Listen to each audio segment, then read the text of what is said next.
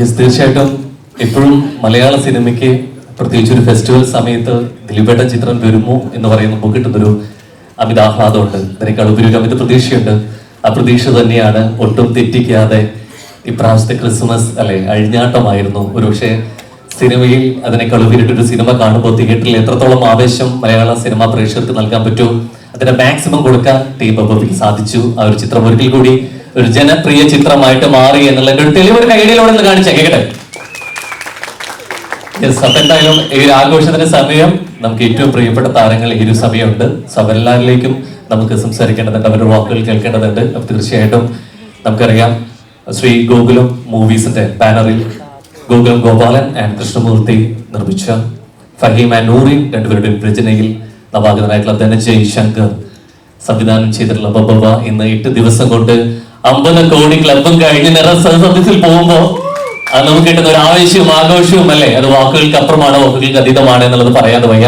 അപ്പൊ തീർച്ചയായിട്ടും ഞാൻ ആദ്യമേ ഈ ഒരു ആഘോഷ സമയത്ത് ഞാൻ ഏറ്റവും സ്നേഹപൂർവ്വം ഞാൻ ഈ സമയം ക്ഷണിക്കുന്നത് നമ്മുടെ ഈ ചിത്രത്തിന്റെ ഡിസ്ട്രിബ്യൂട്ടറായിട്ടുള്ള ഡ്രീം ബിഗ് ഫിലിംസിന്റെ സാരഥി നമുക്കൊക്കെ പ്രിയപ്പെട്ട സുൽത്താനെയാണ്. സോ ഏകദേശം 450-ലധികം സ്ക്രീനിൽ ഇന്ന് ഈ ചിത്രം ഏറ്റവും ആഘോഷപൂർവ്വം കൂടി കൊണ്ടുപോകുമ്പോൾ സുൽത്താൻ. Good evening all. എല്ലാവർക്കും ആദ്യമേ ഒരു ക്രിസ്മസ് കഴിഞ്ഞിട്ട് ഈ ഒരു സാഹചര്യത്തിൽ നമ്മളോടൊപ്പം ഇവിടെ എത്തിച്ചേരാൻ സൗമനസ്യം കാണിച്ച എല്ലാ മാധ്യമ സുഹൃത്തുക്കൾക്കും ആദ്യമേ തന്നെ നന്ദി. അതേപോലെ ഈ ഫംഗ്ഷനിലേക്കുള്ള സ്വാഗതം കൂടി പറഞ്ഞുകൊള്ളുന്നു. ഗോകുലം മൂവീസിൻ്റെ ബാനറിൽ നിർമ്മിച്ച് ഈ ചിത്രം ഡിസംബർ 18-നാണ് ലോകമാകെ റിലീസ് ചെയ്ത് അന്ന് ഡിസംബർ 18-ന് കേരളത്തിൽ രാവിലെ 8 മണി തൊട്ടാണ് ഷോ തുടങ്ങിയത്. വിദേശ രാജ്യങ്ങളിൽ ഈവനിങ് തൊട്ടാണ് അന്ന് ഷോ നടത്തിയത്. ആദ്യത്തെ ദിവസം കേരളത്തിലെ ബോക്സ് ഓഫീസിൽ ഏറ്റവും ഹയസ്റ്റ് ഡേ 1 കളക്ഷനുള്ള റെക്കോർഡ് നേടുന്ന രണ്ടാമത്തെ ചിത്രമായി നമ്മുടെ ബബ്ബ മാറി എന്നത് വളരെ സന്തോഷം നൽകുന്ന കാര്യമാണ്.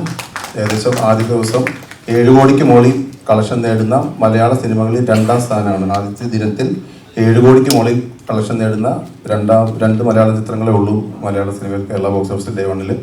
അതിൽ രണ്ടാമത്തത് ബബ്ബയാണ്.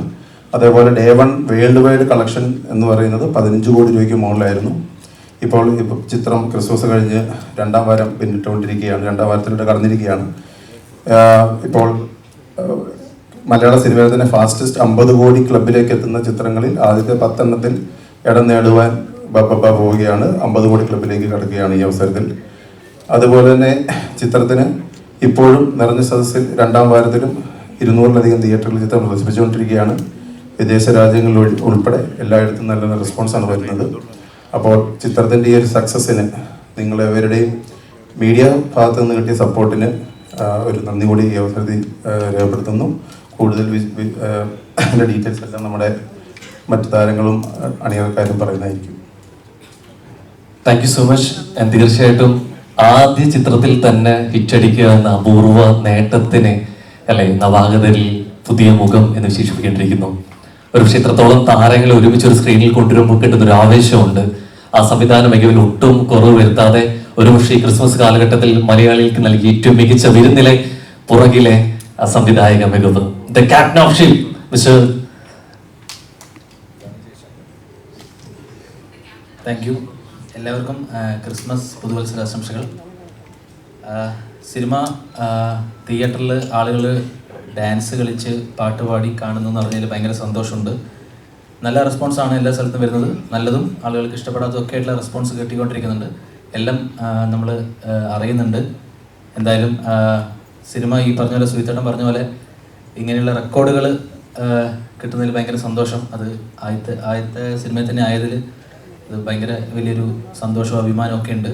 അതുപോലെ ദിലീപേട്ടനെയും ലാലേട്ടനെയും വിനീതേട്ടനെയും ധ്യാനേട്ടനെയൊക്കെ വെച്ചിട്ട് സിനിമ ചെയ്യാൻ പറ്റിയതിൽ അത് വലിയൊരു ഭാഗ്യമായിട്ടും അത് എന്താ പറയുക, നമ്മൾ ഇത്രയും കാലം കഷ്ടപ്പെട്ടതിൻ്റെ ഒരു ഫലമായിട്ടും ഞാൻ കാണുന്നു. Thank you. തീർച്ചയായിട്ടും ഒരു ദിലീപേട്ടനെ 2 കാലഘട്ടത്തിലൂടെ നമ്മൾ കാണുന്നുണ്ട്. ഭയങ്കരമായിട്ടൊരു ഫേസ് സിമിലാരിറ്റീസ് നമ്മൾ കാണുന്നുണ്ട്. ഭയങ്കര സിമിലൻസ് ആയിട്ട് ഒരു കാസ്റ്റിംഗ് നമ്മൾ കണ്ടു. സത്യ ചെറുപ്പകാലഘട്ടം ഏറ്റവും ഭംഗിയായിട്ട് സിനിമയിലെ ഒരു അസിസ്റ്റന്റ് ഡയറക്ടർ കൂടിയാണ്. So yes.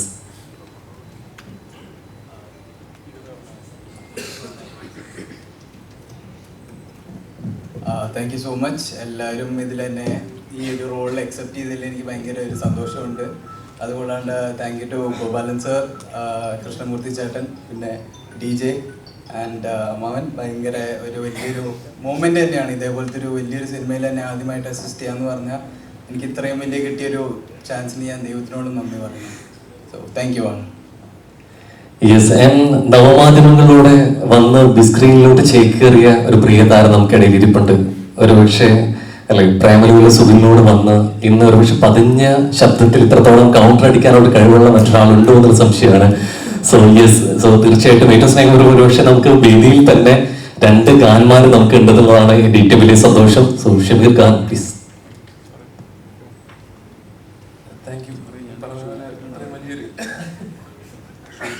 സൗണ്ട് കുറവായിട്ടാണ് ചിരിക്കുന്നത്. ഇത്രയും വലിയൊരു സിനിമയുടെ ഭാഗമാകാൻ പറ്റിയതിൽ സന്തോഷം. എന്നെ ഇതിലേക്ക് വിളിച്ച DJക്കും ഗോകുലം മൂവീസിനും എല്ലാവർക്കും നന്ദി, സന്തോഷം. വാക്കുകൾ വളരെ ചുരുക്കിയിട്ടുണ്ട് അല്ലെ. ഇനി ചോദ്യങ്ങൾക്കുള്ള മറുപടിയായിട്ട് എന്തായാലും ശിവനുണ്ടായിരിക്കും എന്നുള്ള കാര്യത്തിൽ സംശയമില്ല. പക്ഷേ ഈ കഴിഞ്ഞ കാലഘട്ടത്തിൽ വരുന്ന സിനിമാ പ്രൊമോഷനിലൂടെയൊക്കെ ഈ സാന്നിധ്യമില്ലാതെ നമുക്ക് പൂർണ്ണമാവില്ല. നമുക്കറിയാം, ഒരു പക്ഷേ 2025 എന്ന പകുതിയിൽ എടുത്ത് നോക്കുമ്പോൾ ഇദ്ദേഹം ഇല്ലാതെ അല്ലെ വളരെ അപൂർവമായിട്ടുള്ള സിനിമകളിൽ നമ്മൾ കണ്ടിട്ടുള്ളൂ. ഒരുപക്ഷെ ജിമി ചേട്ടൻ നല്ല സിനിമ വന്നു കഴിഞ്ഞാൽ അത് ഹിറ്റടിക്കും എന്നുള്ളൊരു തരത്തിലോട്ട് വരെ മാറിയിരിക്കുന്നു. അപ്പോൾ ഏറ്റവും സ്നേഹപൂർവ്വം ബബ്ബയിലും ഒരു മികച്ച വേഷമായിട്ട്, ജീവിതത്തിലും സിനിമയിലും മികച്ച പോലീസ് വേഷങ്ങളിലൂടെ ജിമി ചേട്ടൻ സാന്നിധ്യം അറിയിക്കുന്നുണ്ട്. So please. ഈ ഒരു സിനിമയുടെ ഭാഗമാകാൻ പറ്റിയത് തന്നെയാണ് ഏറ്റവും വലിയൊരു ഭാഗ്യം. വർഷത്തിൻ്റെ അവസാനവും നല്ലൊരു വിജയത്തിൻ്റെ ഭാഗമായിട്ട് ദിലീപേട്ടനോടും ഈ ഒരു ടീമിനോടും ഒപ്പം ഈ വർഷം കഴിയുന്നതിൽ ഏറ്റവും വലിയ സന്തോഷം ഉണ്ട്. എല്ലാ സപ്പോർട്ടും നൽകിയ നിങ്ങളെല്ലാവർക്കും നന്ദി അറിയിക്കുന്നു. Thank you. ഒരു 30 സെക്കൻഡ്സ് തരൂ അഭിലാഷേ എന്നുള്ള വന്മരം വീണിരിക്കുന്നു. ഇനി മധു ഞാനൊന്ന് സംസാരിച്ചോട്ടെ എന്നുള്ള തരത്തിലേക്ക് പുതിയൊരു ഹിറ്റ് ഡയലോഗ് നമുക്ക് കിട്ടിയിട്ടുണ്ട്. So Sandeep bro. എല്ലാവർക്കും നമസ്കാരം. ഒരുപാട് സന്തോഷം ഇങ്ങനെ ഒരു ഹിറ്റ് പടത്തിൻ്റെ ഭാഗമാകാൻ കഴിഞ്ഞതിൽ. ഗോകുലം മൂവീസിൻ്റെ ഞാൻ അഭിനയിക്കുന്ന 2ാമത്തെ പടമാണ്. 19ാം നൂറ്റാണ്ടെന്ന് പറയുന്ന സിനിമയിൽ ആണ് അതിന് മുൻപ് ഞാൻ അഭിനയിച്ചത്, ഗോകുലം മൂവീസിൻ്റെ. അപ്പോൾ ഇതിൽ എന്നെ വിളിച്ചത് കൃഷ്ണമൂർത്തി സാറാണ്. അപ്പോൾ ഈ അവസരത്തിൽ അദ്ദേഹത്തിനും ധനഞ്ജയനും ഒക്കെ എൻ്റെ നന്ദി അറിയിക്കുകയാണ്. ഒരു മൾട്ടി സ്റ്റാർ സിനിമയിൽ ഒരു ഭാഗമാകാൻ കഴിഞ്ഞതിൻ്റെ ഒരു സന്തോഷമാണ്. അപ്പോൾ പുതിയ ഇനി വരുന്ന വർഷം ഒരു നല്ല തുടക്കമായി മാറിയിരിക്കുകയാണ്. ഒരുപാട് സന്തോഷം. Thank you. ഒരു പക്ഷേ ഈ ഒരു സ്റ്റേജിൽ നോക്കിക്കഴിഞ്ഞാൽ ഒരു തലമുറകളുടെ നായകൻ എന്നുള്ള രീതിയിലേക്ക് ബിഗ് സ്ക്രീനിൽ നമ്മൾ ലാലേട്ടൻ നമ്മൾ കണ്ടു റിയലോജിയായിട്ട്. പക്ഷേ ഒരുപക്ഷെ ഈ ഒരു കാലഘട്ടത്തിലും ഒരു ജെൻസി ആയിട്ട് കാണാൻ പറ്റുന്ന അല്ലെങ്കിൽ വേഷപ്പകർച്ചയിലൂടെ നമ്മളൊക്കെ ഞെട്ടിച്ചുകൊണ്ടിരിക്കുന്ന ഒരു താരമുണ്ട് അല്ലെ, ആരാണ്? യെസ്, ഒരുപക്ഷെ ഇത്രയധികം സിനിമകളിലൂടെ ഈ കാലത്തിനനുസരിച്ച് കോലം മാറാതെ കിട്ടുന്നുണ്ട്. ഒരുപക്ഷെ സിനിമയ്ക്കൊപ്പം തന്നെ വേഷവിധാനത്തിലും അപ്ഡേറ്റ്സിലൂടെ നമ്മളൊക്കെ യൂത്തിന് ഞെട്ടിച്ചുകൊണ്ടിരിക്കുന്നത് best competitor Riyas Khan. So Riyas Khan. Good evening, എല്ലാവർക്കും നമസ്കാരം. Press media, thanks to press and media. നിങ്ങൾ ഈ സിനിമ വേറെ ലെവലിലേക്ക് കൊണ്ടുപോയി നിങ്ങൾ. First of all thanks to the director Dhananjayan sir and Gokulam movies, Gokulam Gopalan sir. Thanks to the entire team, technicians, thanking എല്ലാവരെയും താങ്ക് ചെയ്യുന്നു. പാത്രം കഴുകുന്ന സ്ത്രീ മുതൽ നമുക്ക് തുണി അലക്കി തരുന്ന ആൾക്കാർ വരെ, ടു ദ ബോട്ടം ലെവൽ എന്ന് പറയുന്നില്ല, അതിൻ്റെ അർത്ഥം എല്ലാവരെയും അത്രയും എല്ലാവരും ഹാർഡ് വർക്ക് ചെയ്തിട്ടുണ്ട്. So thanks to everybody. ഇതെല്ലാം ഇല്ലാതെ ഇതൊന്നും ഇല്ല, ഇത്രയും വലിയ വിക്ടറി ഇല്ല. എനിക്കൊരു സ്പെഷ്യൽ മൂമെൻ്റാണ്. ബിക്കോസ് ചെന്നൈയിൽ ട്രസ്പുരം എന്നൊരു സ്ഥലമുണ്ട് കോടമ്പാക്കത്തിൽ. അതൊരു ഗ്രൗണ്ടാണ്. അതിൻ്റെ ചുറ്റപ്പറ്റി കുറേ വീടുകളുണ്ട്. ഇന്ന് അവിടെ ആ ഭാഗത്ത് താമസിച്ചവരൊക്കെ ഒന്ന് പുനീത് രാജായിരുന്നു, ഒന്ന് ശിവരാജ് കുമാറായിരുന്നു. അങ്ങനെ ഗോപാലൻ സാറിൻ്റെ വീട് ഈ ട്രസ്പുരത്തിൻ്റെ നേരെ ഓപ്പോസിറ്റ് സൈഡിലാണ്. ഞങ്ങളവിടെ ക്രിക്കറ്റ് കളിക്കും. ഈ ബോൾ അടിച്ച് സാറിൻ്റെ വീട്ടിലേക്ക് പോകും. ഞാനാണ് അപ്പോൾ ഈ ബോൾ എടുത്തിട്ട് വരുന്നത്. അപ്പോൾ 10 പ്രാവശ്യം ബോൾ തരില്ല, എടുത്ത് വയ്ക്കും. സാറിനൊന്നും ഓർമ്മയില്ല, പക്ഷേ ഇതൊക്കെ ജീവിതത്തിൽ നടന്നതാണ്. ഇന്ന് ആ സാറിൻ്റെ പടത്തിൽ, അവരുടെ മൂവീസിൽ ഞാൻ അഭിനയിക്കുന്നു. സോ ഇതൊക്കെ big moment in my life. ഷാനയുടെ നിന്ന് ഞാൻ ശമ്പളം വാങ്ങുന്നു. സോ ഭയങ്കര ഹാപ്പിയാണ് ഈ പ്രൊഡക്ഷനിൽ വർക്ക് ചെയ്തതും ഈ ടീമിനായിട്ട്. ഞാൻ യാത്ര ചെയ്തതും. പിന്നെ ഏറ്റവും വലിയ സന്തോഷം, ഞാൻ എപ്പോഴും ഇഷ്ടപ്പെടുന്ന എൻ്റെ സുഹൃത്താണോ ബ്രദറാണോ അതറിയില്ല, ഈ റിലേഷൻ എന്താണെന്ന്. കുറേ പടം ദിലീപേട്ടൻ ഞാൻ അഭിനയിച്ചിട്ടുണ്ട്. സോ എപ്പോഴും ഞാൻ ദിലീപേട്ടനോട് അഭിനയിക്കുമ്പോൾ അതൊരു സക്സസ് പടമായിട്ടേ ഉള്ളൂ. സോ ഇതും ഒരു വലിയ സക്സസ്സാണ്. സോ വളരെ സന്തോഷം. ചില വാക്കുകൾ നമുക്ക് പറയാൻ പറ്റത്തില്ല. സോ അത്രയൊരു സന്തോഷമുള്ള ഒരു മൊമെൻ്റാണ്, എന്നൊരു ദിവസമാണ്. സോ താങ്ക് യു എവറിബഡി, എല്ലാവരും, all the co-artists, all my colleagues, thank you so much and lots of love. Merry Christmas and Happy New Year. Thank you so much. And തീർച്ചയായിട്ടും ഇനി എല്ലാ കണ്ണുകളും കാതുകളും ഒരാളിലേക്ക്, ഒരുപക്ഷെ മലയാള സിനിമയിൽ, ഒരുപക്ഷെ മലയാളിയുടെ ഏതൊരു സന്തോഷത്തിലും സിനിമയിലെ വേഷപ്പകർച്ച കൊണ്ട് ആഘോഷമാക്കിയ മാറ്റിയ ഒരാൾ, മീശമാധവനായും കല്യാണരാമനായും വാളയാർ പരമശിവമായും ഒക്കെ ഇനി എത്രയൊക്കെ കഴിഞ്ഞാലും ബൊബ സിനിമയിൽ വിനീതേട്ടൻ പറയുന്ന ഒരു ഡയലോഗ് ഉണ്ട്, ഇത് പുതിയ പിള്ളേരുടെ കാലഘട്ടമാണെന്നുള്ളത്. ഇനി എത്രയൊക്കെ പിള്ളേർ വന്നാൽ പോലും ഞാൻ ഇവിടെ തന്നെ ഉണ്ടെന്ന് കൂട്ടിയുറപ്പിച്ചുകൊണ്ട് മലയാളി മനസ്സിലെ ആഘോഷങ്ങളുടെ സന്തോഷങ്ങളുടെ ഒരേ ഒരു ജനപ്രിയ നായകൻ ദിലീപേട്ടൻ.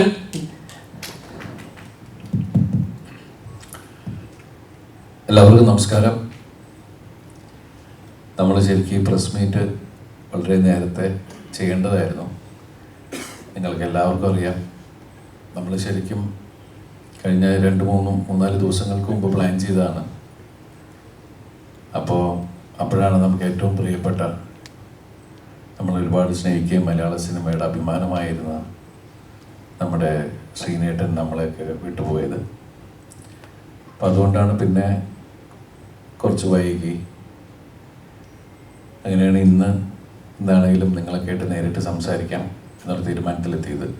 അതുകൊണ്ട് ഈ സിനിമയിൽ അഭിനയിച്ച ഒരുപാട് പേര് ഇന്നിവിടെ വന്നിട്ടില്ല. പ്രത്യേകിച്ച് നിങ്ങൾക്ക് ഏറ്റവും ഇഷ്ടമുള്ള ധ്യാൻ ശ്രീനിവാസൻ. ധ്യാന് നമ്മൾ പ്ലാൻ ചെയ്ത് നമ്മൾ ഗംഭീരമായിട്ടൊരു പ്രസ് മീറ്റ് ഇൻ്റർവ്യൂ ഒക്കെ ചെയ്യാന്നുള്ളതായിരുന്നു. പക്ഷെ ധ്യാനും പിന്നെ ഇതിനൊന്നും ഇതിൽ പങ്കെടുക്കാൻ സാധിച്ചില്ല.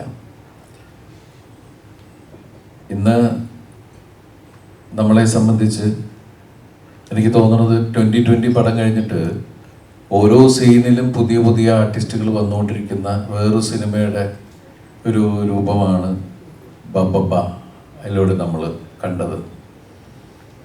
അതിൻ്റെ കഥ ഫാഹിനും നൂറും എന്ന് പറഞ്ഞപ്പോൾ ഇത് വേറൊരു ജോണറിൽ സംഭവിക്കുന്നൊരു സിനിമ. ഇത് സിനിമ എന്നല്ല, ഒരു എന്താ പറയുക, തിയേറ്ററിൽ ഹരമുണ്ടാക്കുന്ന ഒരു ഫാൻ മെയ്ഡ് മൂവി. ഒരു ലോജിക്കും ഇതിനകത്തില്ല. അത് നമ്മൾ ആദ്യമേ തന്നെ കഥ കേട്ടപ്പോൾ തന്നെ പറഞ്ഞു, ഇതിൽ ലോജിക്കൊക്കെ പിടിക്കാൻ പോയ ഭയങ്കര കുഴപ്പമാണ്, ഇങ്ങനെ ഒരു സിനിമ ചെയ്യാൻ പറ്റൂല. അപ്പോൾ അതുകൊണ്ട് തന്നെയാണ് ആദ്യമേ തന്നെ നമ്മൾ നോ ലോജിക് എന്നുള്ളത് പറഞ്ഞത്.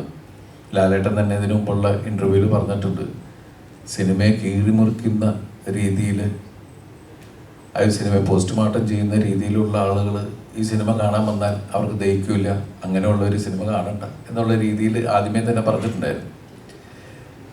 ഇത് നമ്മൾ ഒന്നും പ്രതീക്ഷിച്ചിട്ടില്ല. ഒരു അവകാശവാദങ്ങളും ഇല്ലാതെ തിയേറ്ററിൽ ആഘോഷമാക്കുക. നമ്മൾ ധനജയൊക്കെ എൻ്റെ അടുത്ത് പറഞ്ഞത്, ഞങ്ങളൊക്കെ നിങ്ങളുടെ സിനിമകൾ കണ്ടിട്ട് നമ്മൾ വീണ്ടും കാണാൻ ആഗ്രഹിക്കുന്ന കുറച്ച് കാര്യങ്ങൾ നിങ്ങളെല്ലാവരും ഞങ്ങൾക്ക് വീണ്ടും ചെയ്തു തരണം. അതെനിക്ക് തോന്നുന്നത് ഏറ്റവും കൂടുതൽ അങ്ങനെയുള്ള കാര്യങ്ങൾ റിക്വസ്റ്റ് ചെയ്ത് ലാലേട്ടനെ കൊണ്ടാണ് ചെയ്യിപ്പിച്ചിട്ടുള്ളത്. പക്ഷേ ആ കാൽക്കുലേഷൻ കറക്റ്റായിരുന്നു. കാരണം തിയേറ്ററിലൊക്കെ നമ്മൾ അതിൻ്റെ ഒരു ആവേശം, ആ സന്തോഷമൊക്കെ നമ്മൾ കണ്ടാണ്. ഒരു വലിയ ഗ്രാൻഡിയറിൽ ഒരുപാട് ആർട്ടിസ്റ്റുകൾ ഇങ്ങനെ വന്നു പോയിക്കൊണ്ടേയിരിക്കുന്നു. പിന്നെ ഇതിൻ്റെ ബിഗിനിങ്ങിൽ തന്നെ ടീച്ചർ പറഞ്ഞ പോലെ എല്ലാ മനുഷ്യരിലും ഒരു ഭ്രാന്തനുണ്ട് എന്നുള്ളതാണ്. നമ്മുടെയൊക്കെ ജീവിതം ശരിക്കും പറഞ്ഞ ഒരു നൂലുമേ കൂടി ഉള്ളതാണ്. അങ്ങോട്ട് പോയാൽ ഭ്രാന്ത്, ഇങ്ങോട്ട് വന്നാൽ നോർമൽ എന്നൊക്കെ പറയുന്ന ഒരു രീതിയിലാണ് നമ്മൾ പോയിക്കൊണ്ടിരിക്കുന്നത് തന്നെ. അപ്പോൾ ഒരു welcome to the world of madness എന്ന് പറഞ്ഞിട്ട് തന്നെ നമ്മൾ സിനിമ തുടങ്ങിയിരിക്കുന്നത്.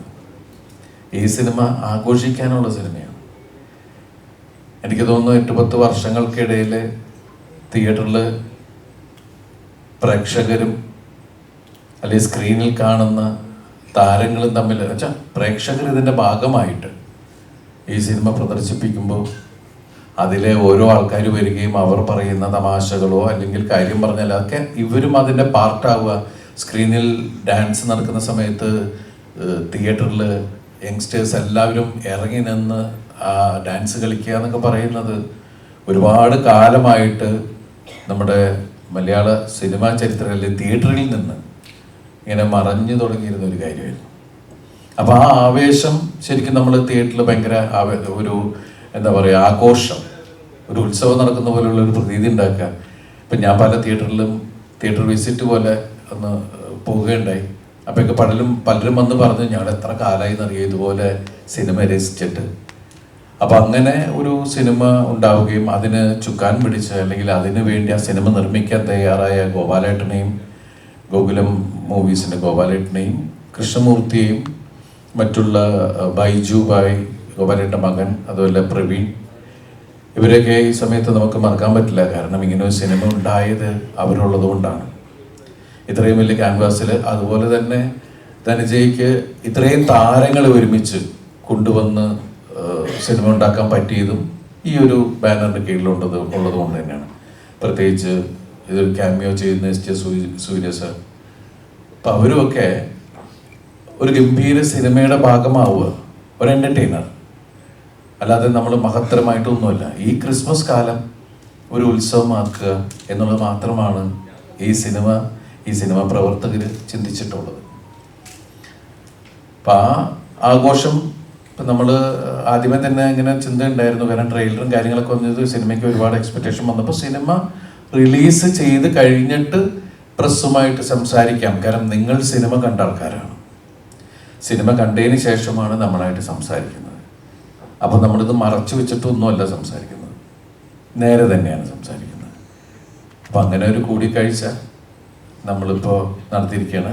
ഇനി മുന്നോട്ടുള്ള യാത്രയിലും നമ്മൾക്ക് ഈ സിനിമ വലിയ ഒരു രീതിയിൽ, എനിക്ക് തോന്നുന്നത് ഞാൻ അഭിനയിച്ച ഒരു സിനിമ, ഇതിപ്പോൾ എൻ്റെ സിനിമ മാത്രമല്ല, ഇദ്ദേഹത്തിൻ്റെ ധനജയുടെ ആദ്യത്തെ സിനിമയാണ്. ഫാഹിനും നൂറും ചെയ്യുന്ന അവരെഴുതിയ ആദ്യത്തെ സിനിമയാണ്. അതുപോലെ ഈ സിനിമ കൊണ്ട് ഇതിൽ ലാലേട്ടനുണ്ട്, എസ് സൂര്യയുണ്ട്, അശോകേട്ടനുണ്ട്, ബാലു വർഗീസ് ഉണ്ട്, വിനീത് ഉണ്ട്, ധ്യാനുണ്ട്, ദേവേട്ടനുണ്ട്, സാൻഡി മാസ്റ്റർ ഉണ്ട്. അങ്ങനെ തുടങ്ങുന്ന ഒരു വലിയ നീണ്ട നിര തന്നെയാണ് സിനിമയിൽ. ശരണി ചേച്ചി തുടങ്ങിയ ഒരുപാട് ആൾക്കാർ നിങ്ങളെല്ലാം കണ്ടതാണ്. അപ്പം അവർക്ക് ഇപ്പം അതുപോലെ എടുത്തു പറയേണ്ട ഒരാൾ ബൈജു സന്തോഷ്. ബൈജുവായി ഇതിൽ വല്ല പ്രധാനപ്പെട്ട വേഷം തന്നെയാണ് ചെയ്തിരിക്കുന്നത്.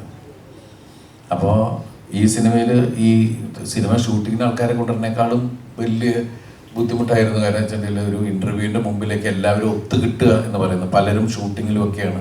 പിന്നെ നമ്മൾ വിചാരിച്ച പോലെ ചെയ്യാൻ പറ്റിയില്ല, കുറച്ച് കഴിഞ്ഞു പോയി.